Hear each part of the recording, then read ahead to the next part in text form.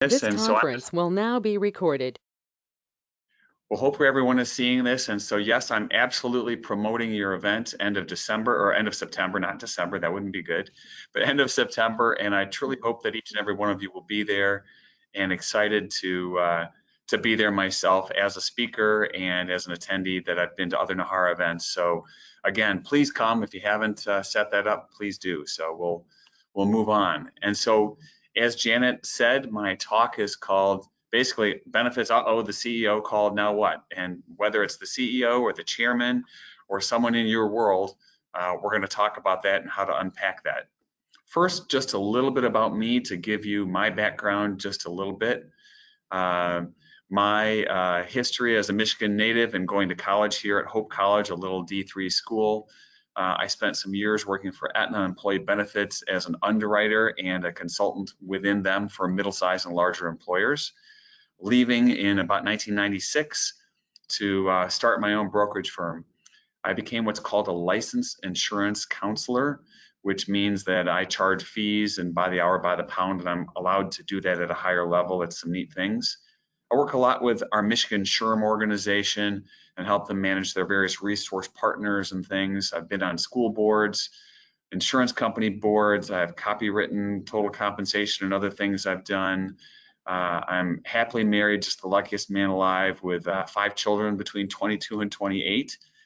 And I have a business partner, and I absolutely love the work I get to do with tribes and their enterprises. So not so much about me, but giving you a little bit about me and what I do and how I work. Just a quick commercial on our company. We are indeed Michigan-based, but we're working all over the country. We are a huge metropolis company of 26 employees with a lot of deep experience and deep roots. We have a staff with an average tenure of 11 years. We have high client retention. We do a lot of a lot of community involvement and giving back and such that you would all appreciate and enjoy and probably vibe with greatly. So enough about our company. But one thing I would tell you is I noticed Frank Tecumseh as I come from you live today at Firekeepers Casino in Battle Creek, Michigan.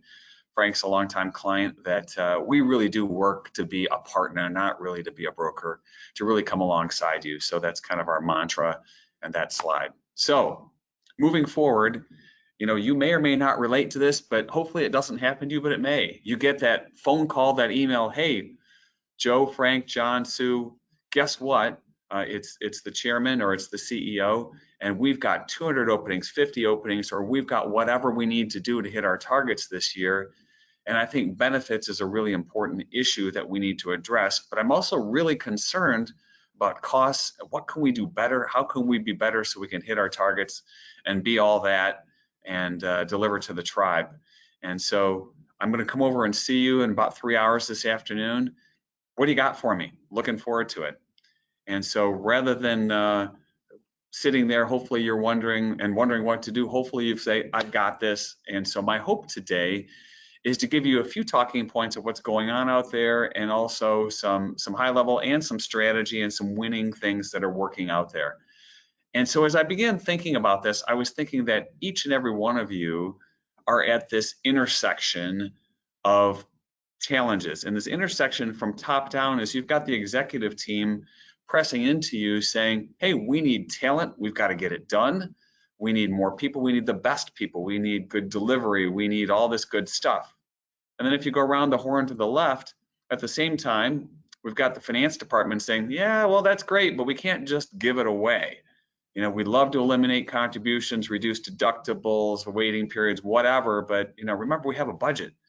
And so you got to quantify all that stuff and make sure that, I don't know, sounds great, but all I hear is more HR, and we can't just do that. At the same time, going to the bottom, you've got a me world right now, right? More than anything, hard to find people. So we're rebalancing that challenge of people wanting more, demanding, expecting more, and hard to keep the ones you have, much less find new ones. And then, of course, the tightrope you're walking in human resources, trying to balance the 77 things and 19 jobs you have, of pressuring, of time and capital and budget and people and doing the right things and delivering it all on time, under budget. it's a wonder that we wake up the next day and feel great about it. So you've got this competing wants and needs challenge in a world of we're in post-COVID.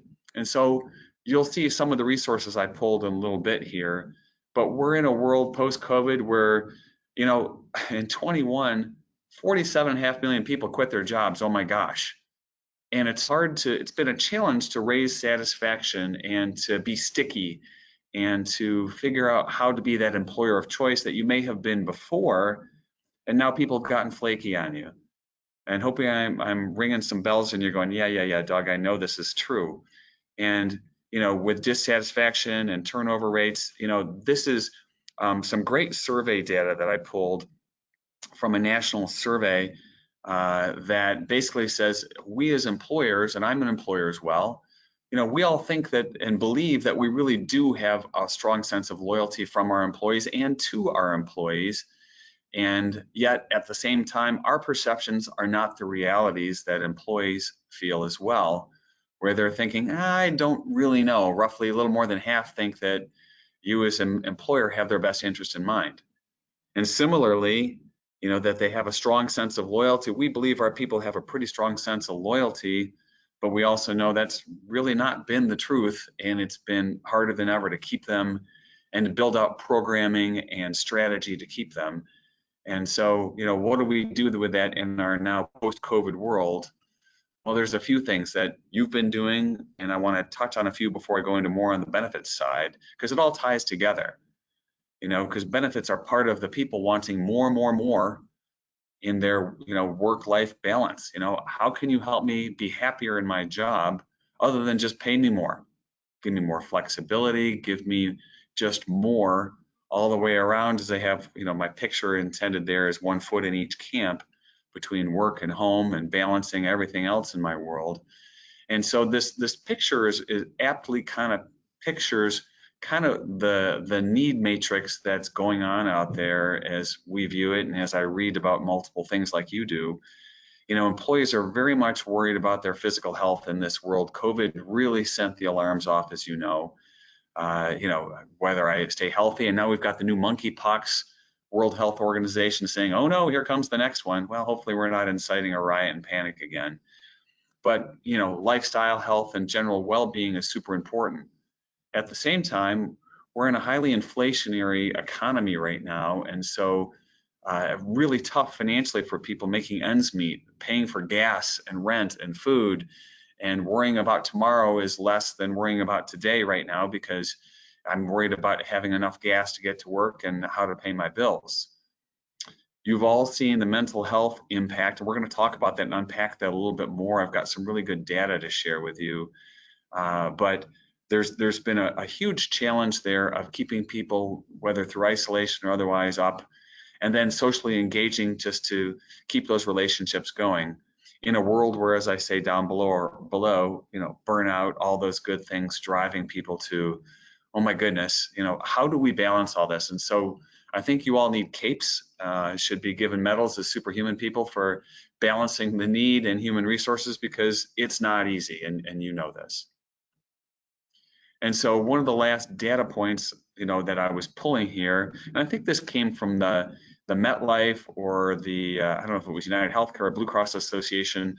There were some national surveys I grabbed, but this was an insightful data set from pre-pandemic 2020 to now, really done in December of 21 for 22, I believe, or it was a January 22 report, that this is employee perceptions and realities. And so you see in here, no surprises, that a 26% increase in the importance of my health and wellness programs, because again, we don't know how quality it is until we get there, until we start to use it. And then, the flexibility of our work environment, of course, super important and tough because we need people to fit our 24/7, because, gaming organizations and other challenges. Does the organization put boundaries on my working hours? Can they help me there? And then all the other things that you see here, from diversity and equity to my outside of work activities, and what are we doing to help me learn and become better? So just these are things that I thought were impressive. And so I want to grab onto the benefits side of it and really move towards that with kind of some last couple of things here. This was again, so here's the MetLife 20-year survey talking about flexibility is number one, work-life management, and what can I do? And so employees say they're going to leave their jobs. And so leaving their jobs, who said providing flexibility is an action point that would allow them to stay. So flexibility has become a lot more important. Boy, pretty tough to manage when we can't find people to fill the places we have. And so the needs, again, in this survey said, PTO, more pay, 25% said benefits are more important. And then some interesting things, increased unpaid time off. Just give me more time, give me more social, give me more, or even help getting to work, some transportation benefits and things of that nature. So I thought kind of interesting, and hopefully you can relate to some of these, and these are things you're seeing. So let's talk about who's winning and what can we do? What's working out there? What should you be thinking about? What does that look like?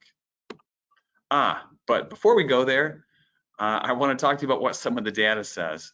And so hopefully you recognize some of these organizations and or have worked with some of them. I work very closely with Tribal First.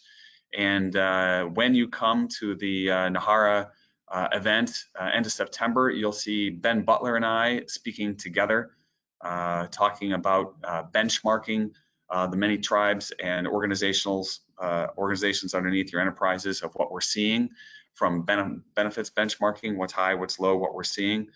And we'll also be talking more about what the numbers and what the data says. So I'm going to give you a little bit of that in here and plug into that. And so a couple of the trends we're seeing, and the reason I wanted to show you data was, and some of these things was, if the CEO chairman's coming down and saying, hey, benefits, we need more, we need better, what can we do, how can we get there? Some of the stuff you need to be able to do is to say, give the why behind what's happening, what the trends are, because you can't just give it away. You can't just cut deductibles in half or eliminate contributions. You got to have the why behind it. And so I want to give you some of the trends before I give you some more of what people are doing about it out there. So one of the biggest things we're seeing is $1 million claims have really just increased a ton. As you see the cascading or increasing steps down below, from 18 to 19, they went up 16%, 19 to 20, 9%, and again, 2021, 19%. So, we're still looking at data this year. And one of the big trends driving that we're seeing is that with COVID, all the hospitals were jammed and everything was freaked out and not getting done. But what's happened is the hospitals are no longer jammed. It's not COVID that has them all shut down and max capacity. Rather, they have capacity. And so as that has returned, a couple of trends are happening. One is that they are now, we're seeing, taking more extreme efforts in their life saving, which is great, but at the same time, we're seeing going to the nth degree and cost of larger claims being significantly higher. Why? One of the reasons there's so many more $1 million claims. And so as you see that increase in $1 million claims, step, we expect the same thing into 2022 of about 18 to 20% is what I'm being told. If you look at the the big reports, whether it's from Sun Life or Symetra or others, they will show you that cancer remains the top cost driver every time, and there's a lot of different things in there. The hemophiliacs, hopefully you don't have those claims, but those are the most expensive claims by far. And that, again, the high cost drugs are no surprises as you're seeing those on your claim reports and your analytics from your brokers. And so over on the right-hand side, my intent here was to kind of show you what the drivers were these last 3 years, as you can see, and so you see some commons there, between the newborns and leukemia, they keep showing up. But notice in 21, COVID pops up as one of the high cost drivers. In fact, the average that year was about 114 grand per complex inpatient case for COVID. So it kind of made that top list, whether it's congenital anomalies or other things. Neoplasm means cancer. You see cardiovascular coming and going, but some common things there. And the reason I put stop loss down on the bottom, for those of you that are self-insured, this is where you get whipsawed. This is where you end up with lasers. This is where you end up with big problems in your stop loss renewal and big cost per employee per month increase, and super important. And what we're seeing, just to pick on stop loss for a moment, on average, stop loss renewals this year, pretty nationwide, are averaging 12 to 15%.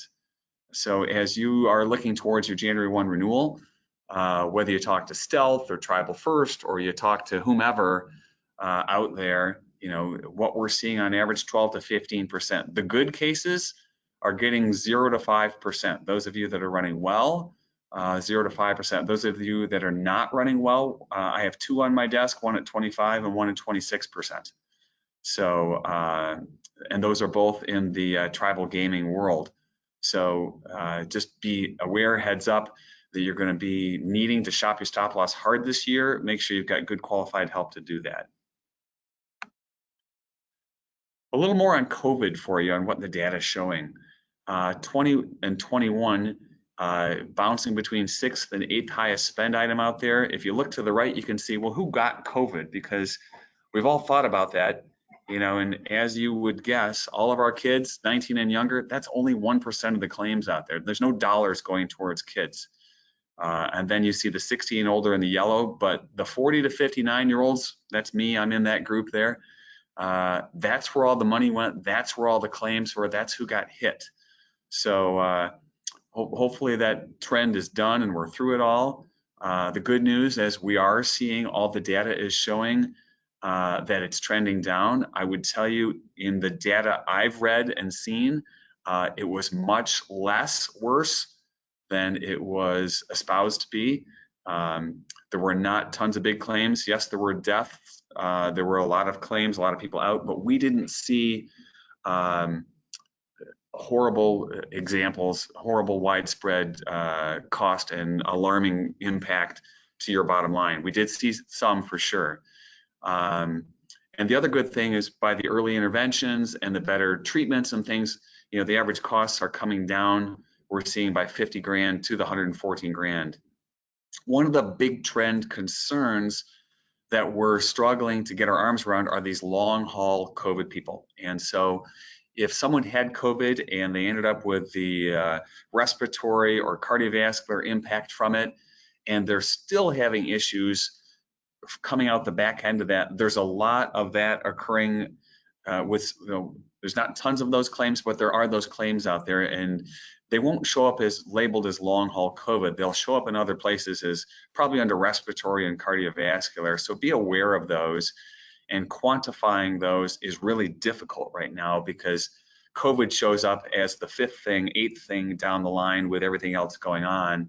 And so pulling it back together that COVID was the driver is really tough to do at this point in time.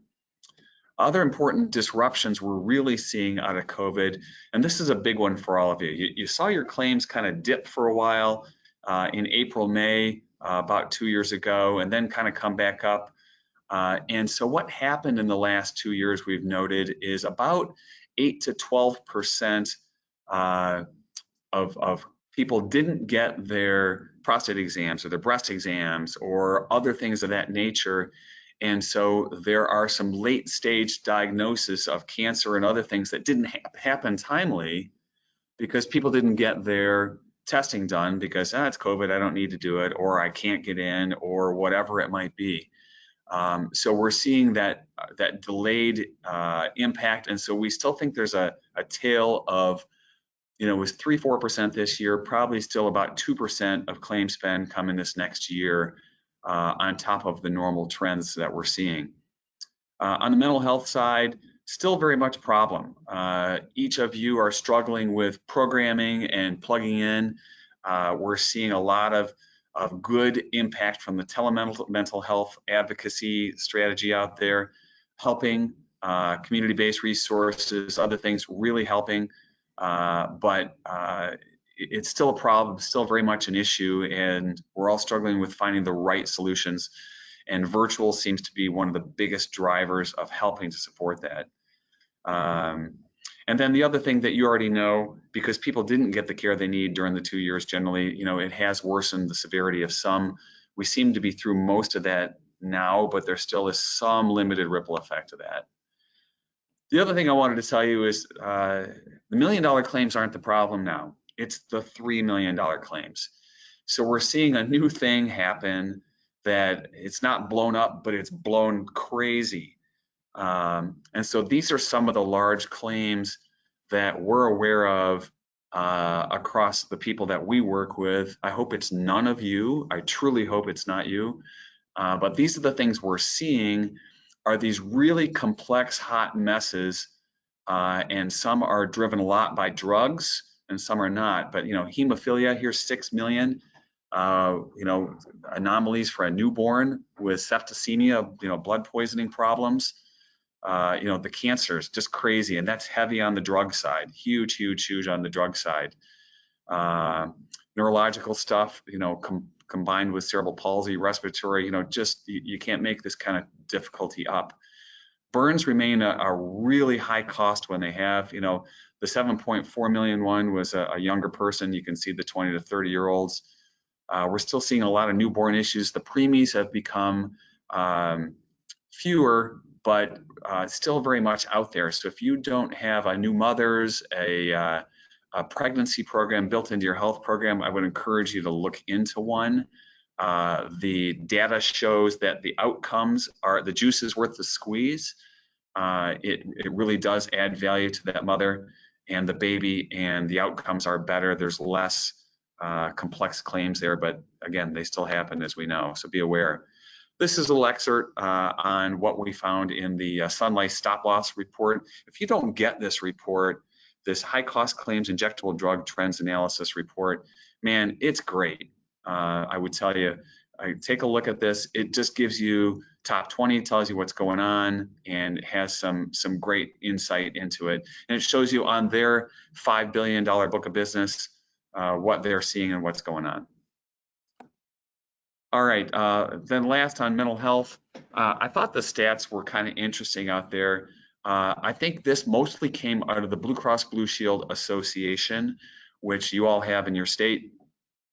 They gave me a bunch of data, some of it overwhelming, but some of the good things was on average a 25% increase in claim spend on mental health in the last 2 years. But what was interesting, even though the range was from 10 to 341, is the average cost per claimant was not that much more.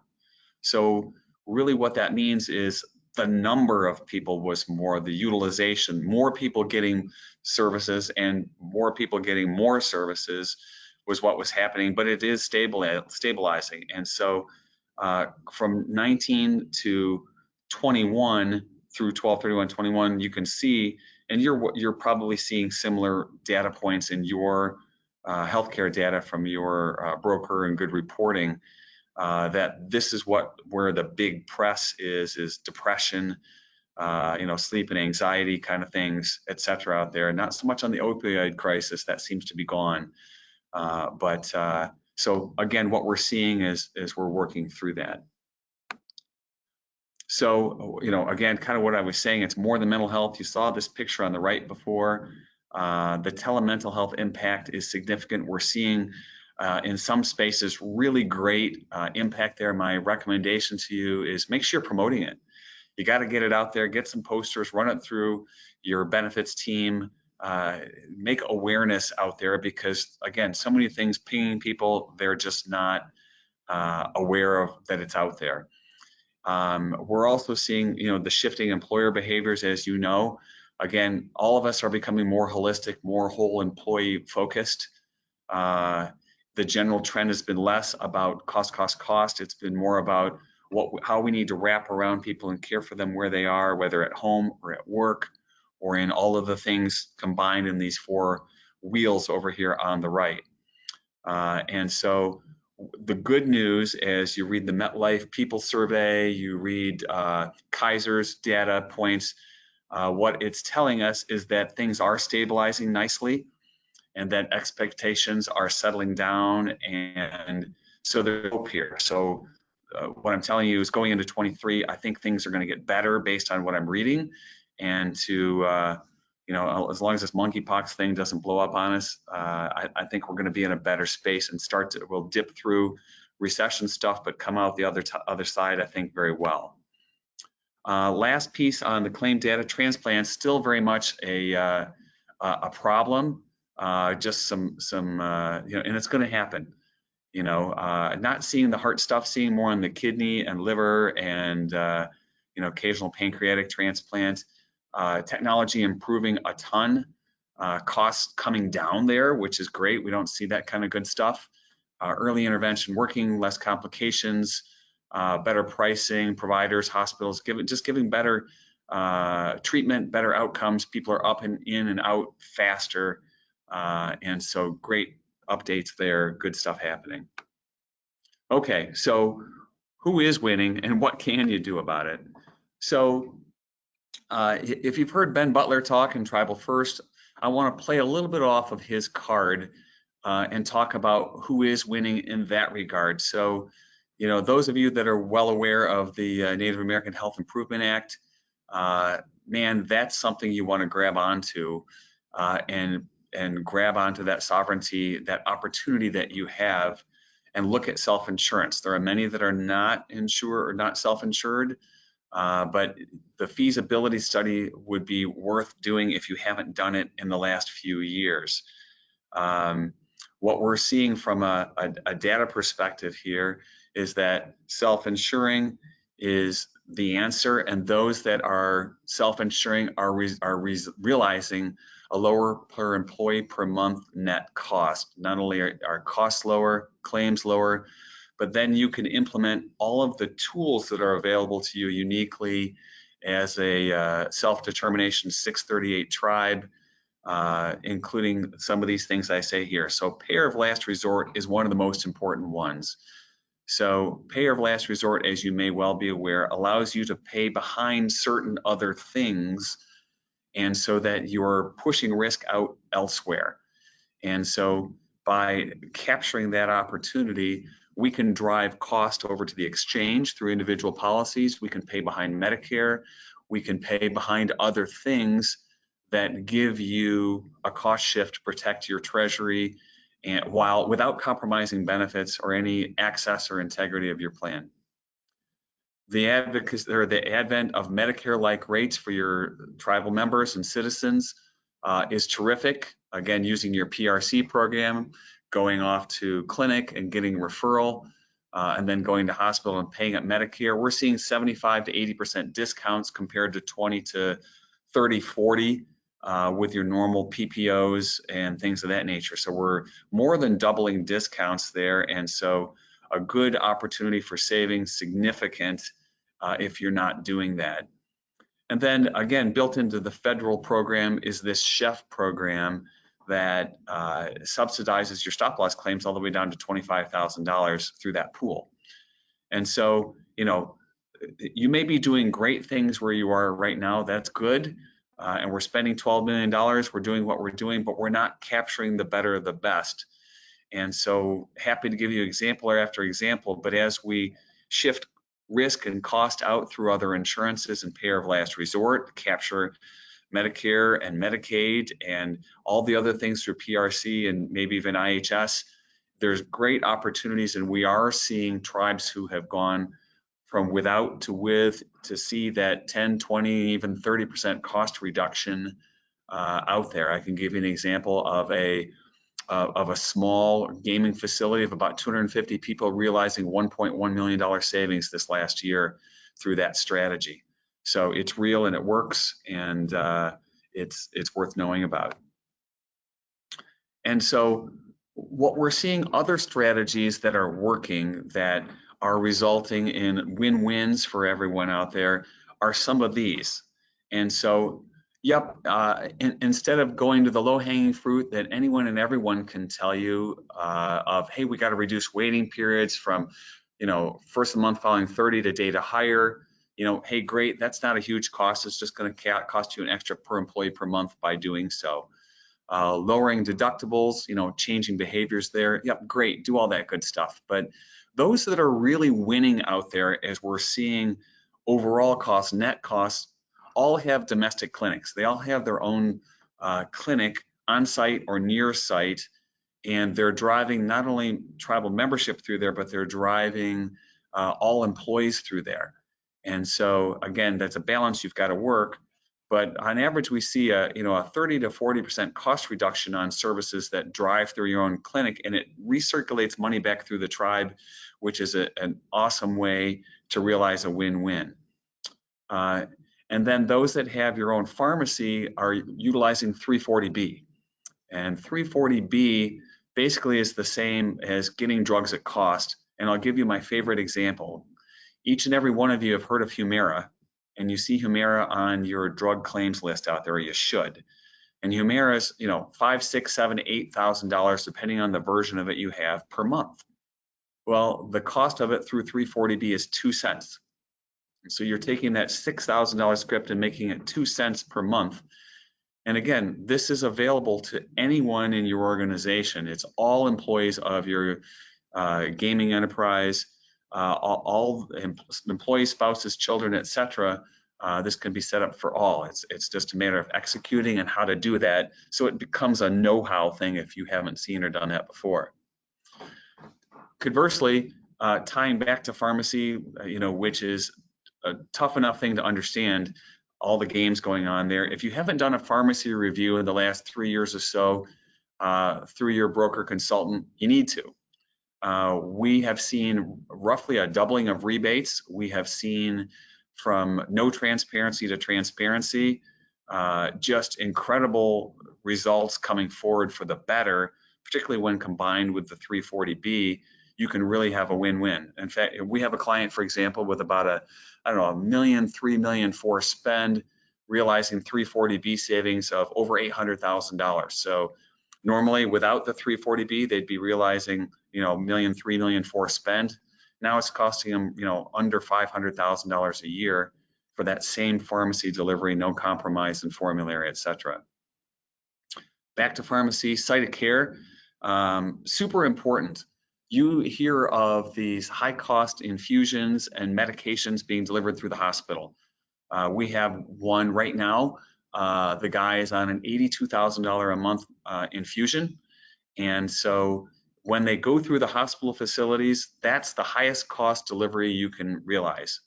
And so what we've learned and found is that you can acquire almost every one of those infusions and medications through your pharmacy benefit manager. So we took that cost from $82,000 down to about $35,000 a month. Yep, it's still a large claim, but it's not $1.2 million. It's now going to be right around $400,000. And so when you come into your stop loss renewal next year, or if it's a laser, that's a huge difference. So super important to work on that site of care and to drive an outcome there. Similarly, other niche solutions. If you haven't looked at those things, you need to. In dialysis, you can cut those claims down by about 90%. Bariatric stuff, for example. If you've been to NNAHRA, you've seen BariNet out there, another great solution, wherein folks who need bariatric surgery have to go through a journey. And then we recommend setting it up that, hey, it's going to cost you, maybe $2,500 team member to go through this. And if you keep the weight off after a year, we'll give you half back. We'll give you the other half back after 2 years. So now I've got skin in the game and it works. A really cool thing shifting forward is gamification. And I got a slide I'm going to show you in a minute on this. Gamification is making learning about your benefits and healthcare fun, using gaming and games like Who Wants to Be a Millionaire. And so it's a super low cost fun gig with contests and engaging thing in a world where it's so hard to engage our people right now. Here's a cool thing put together by an Apple guy, a Procter & Gamble guy, and I forgot who the third one was, but a really cool gig. And I would just look at gamification.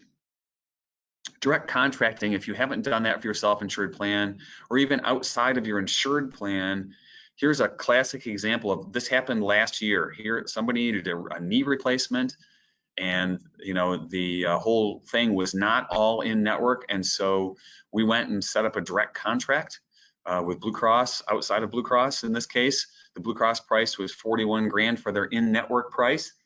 Medicare was $12,000. So we got a $23,000 price, even though they agreed to a $22,000 cash price. We ended up paying the cash price. So, you can really realize some incredible things by pressing and driving off of that. You know about voluntary benefits, but there's a whole host of new ones, and we're going to talk a little about lifestyle benefits, which expands that beyond the whole AFLAC world and voluntary life insurance world. There's more things there.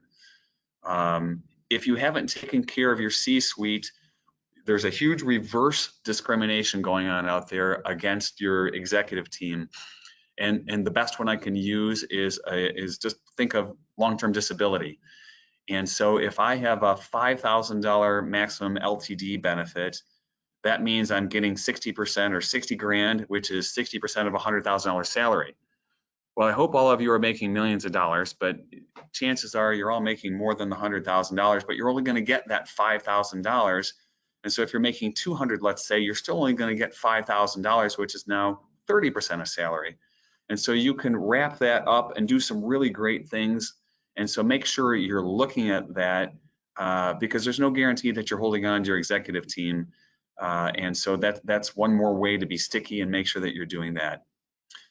And then last thing I wanted to make sure I said to you, yep, I'm a broker, and consultant, I charge fees and that kind of good stuff, but you need to have, in my opinion, great data. Get into your data.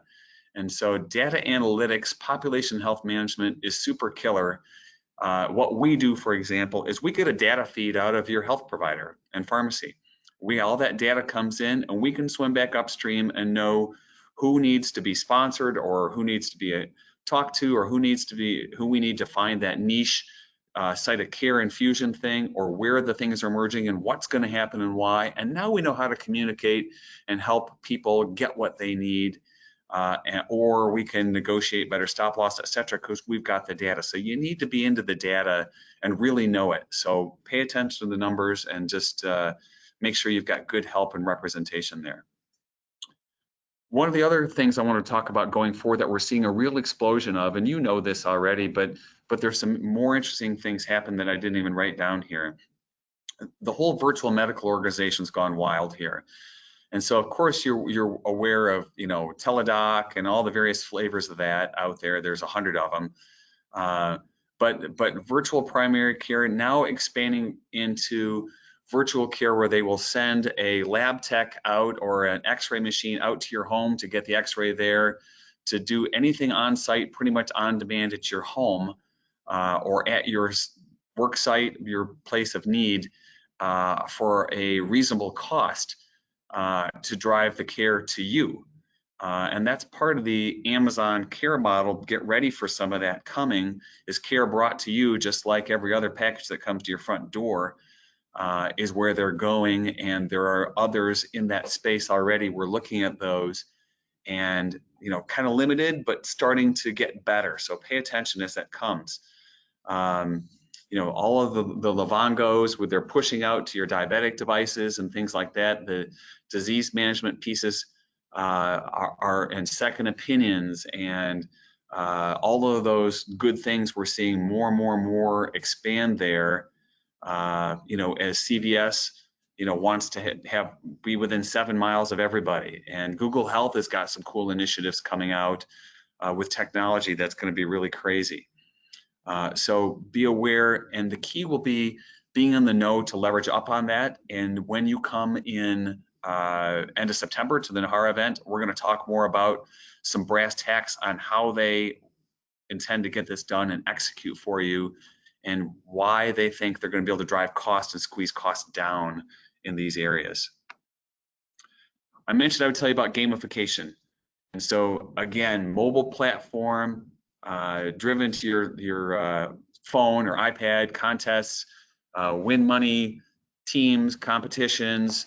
But what it really does, though, is it drives education back on each and every area of healthcare. And what's neat is you can see people are learning about healthcare. They're learning about depression. They're learning about prescription drugs. They're learning about whatever it is. And so it drives literacy and education, and they have GPAs and challenges that really just make it cool.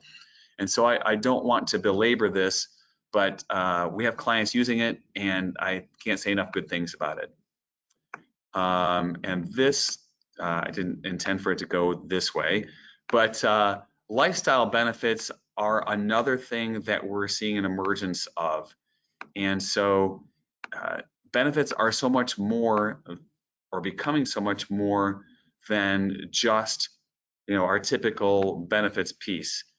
And so we're seeing this lifestyle perks money given into a virtual benefit account, a lifestyle account. Think of it like an FSA type account, so that you've got money to either pay off loans or to pay for your pet insurance or to pay for Uber Eats or uh, to pay for your massages or teeth whitening or all kinds of things. We're seeing more employee emergency funds created. So as an employer, hey, somebody has a hardship, hey, we've got a fund out there to help them, and there's a committee of employees that drive who gets that and how. And most of you are doing something like that already through HR, but there are employee committees helping as well.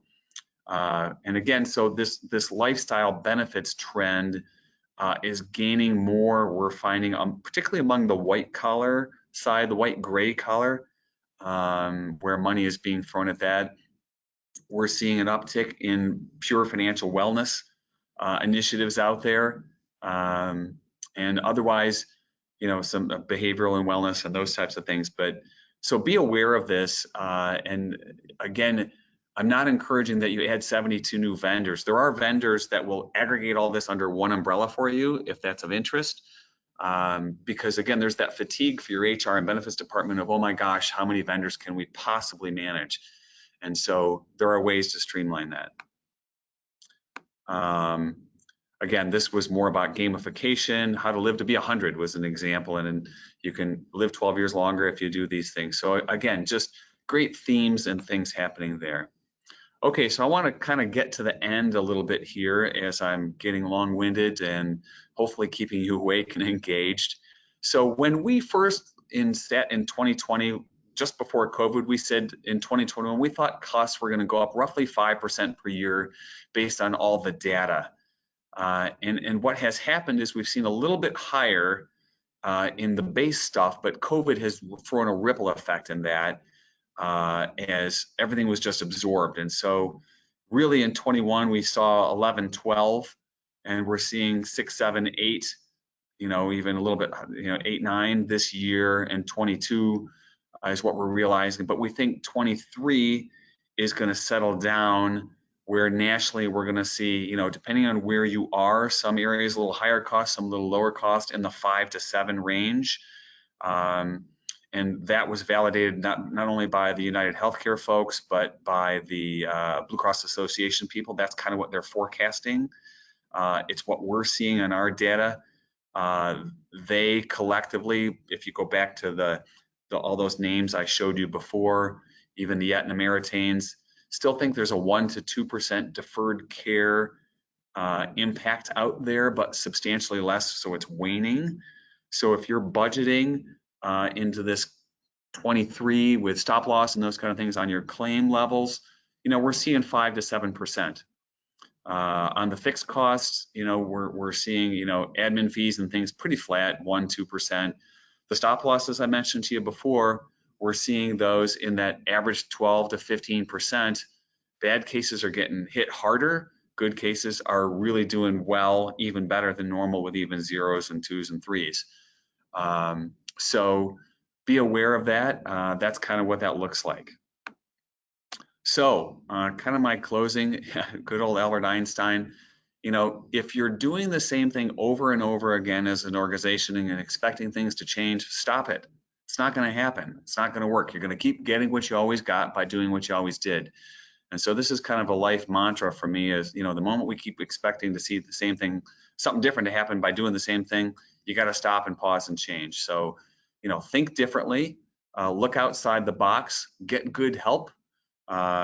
If you want to talk to me or somebody like me, great. I would love to talk to you and share perspective or be a second opinion for you. Gladly give you my 800 number or my cell phone. I do travel, and would be glad to do that. But really, in closing, I hope to meet you in San Antonio and hope that you find the conference as valuable as I do, and that you'll look me up and stop by my booth for some cool swag and to say hello, and that we go from there. So with that, Janet, handing back to you for anybody who has questions and what's next. Yeah, absolutely. Thank you, Doug. It was amazing. I was, diligently writing my notes. And if I wanted to get a copy of your presentation, do we go ahead and email you? Because there was Yeah, some really cool stats on that. And one particular that I thought was really cool was the lifestyle benefit. Um, sheet. Now, is that something that, and forgive me because I don't work in an organization anymore, but is this something that your brokers should be sitting down with you and going through things and looking at what you currently have and what you need strategically for the new fiscal year? so a couple of things back on brokers. So first of all, boy, lots of things to say there. So your broker can help you figure out what is a good fit for you, because as I mentioned here, again, adding 7 new vendors to your administration, your team, you all know is a miserable failure. So you don't want to do that. There are places there's a handful of them that are kind of like an exchange where you can get all of those lifestyle things under one umbrella. So you're paying one bill and they're administering all that stuff for you, rather than, well, who's our mental health vendor and who's this vendor and who's that vendor and Uber Eats and all those things put together. You want to shift that over to someone else. I don't know if I answered your question there, Janet. Yeah, no, totally. And then when you talked about the pharmacy review, do you Mhm. recommend for you to look at that quarterly or beginning of going through your new year for benefits? Great question. And so if you're not looking at your benefits right now, July into August, you need to be with your advisor. Um, we don't want to be looking into September, October. We want to be going now. And so uh, we have, pretty much nailed down most of our renewals mid-year. Uh, and so a pharmacy review is a great thing to do right now. What we do is we create a dashboard and send it to our clients monthly on how your pharmacy is performing. And then we talk quarterly about rebates and performance and all the things that are happening or not happening or concerns, et cetera, out there. So important that you get into that stuff right now, so that September you're setting your strategy and confirming your contribution structure and every plan design change, everything in September, so that October we're putting it together for online enrollment and done in November. And so as we work backwards, one of the things that we do differently is we do a mid-year renewal. And so we take all your data in the middle of the year and say, here's what's going to happen next year. Here's how you're trending. Here's what it means. And we are just wrapping up stop loss renewals right now for this next plan year. So we're way ahead of the game. And if that means something to you, happy to help. Awesome. And if I'm a current employee for a tribe, could I reach out to you and possibly you look at our plans? Yes, I would be absolutely willing to help any way I can. I hope that you would, yeah, call me on my 800 number or on my cell phone number is always the way. Happy to give you a second opinion based on what we see or what your opportunity is. We're looking at one in Florida right now, whose name you would know, of the opportunity analysis of how can we help you work smarter, squeeze cost out without compromising integrity of benefits and coverage, just to work smarter and be better. So yes, we'd love to help. Awesome. Awesome. Well, really appreciate your time. Are there any closing comments or any questions that y'all may have?